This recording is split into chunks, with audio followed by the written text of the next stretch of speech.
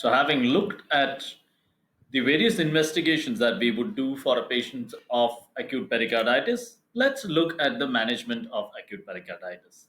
As you know, pericarditis is a condition of inflammation which is worsened by exertion. So, the symptoms can be alleviated to a great deal by asking the patient to take rest. Once you avoid tachycardia, there is a lot less friction, and the patient will usually have a great deal of relief from symptoms. So, you ask the patient to undergo bed rest and you start anti inflammatory medication. Historically, the anti inflammatory that has been commonly prescribed is aspirin, usually in high doses, 2 to 4 grams per day. Alternately, many people prefer to use colchicine. Colchicine again can be used as an anti inflammatory drug. Of course, this should be used in the presence of proton pump inhibitors because they are quite prone to produce gastritis at such high concentrations of aspirin. You have to also treat the underlying cause. That is, if you're dealing with hypothyroidism, treat it. Tuberculosis, it requires anti-tuberculous therapy. If you're dealing with an autoimmune condition like lupus, you would need strong immunosuppressants. If you're having underlying infection, blood, let's say HIV, you need to start antiretroviral therapy. So, so whenever there is an underlying cause, you have to tackle it. In some cases, even after tackling the underlying cause, even after using the initial anti inflammatory agents, you will see that many patients continue to have symptoms as well as worsening effusion. In such patients, it is worthwhile to use steroids.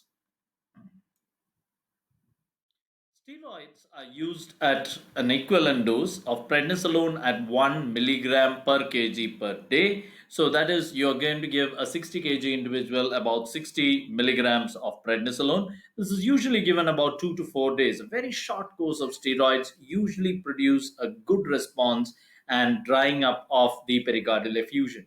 Remember, many infective causes, giving steroids can backfire. So that's why we tend to keep it as a very short course. In some cases, especially autoimmune malignant, where there is recurrence, it is worthwhile to put in a catheter which can remain inside and drain it for long periods. In case of many patients with recurrent pericarditis, it is also preferable to use anti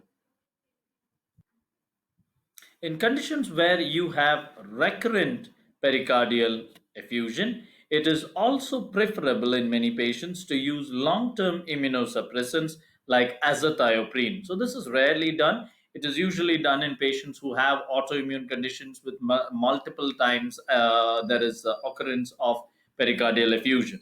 So, in such patients, you might try even immunosuppressants like azathioprine.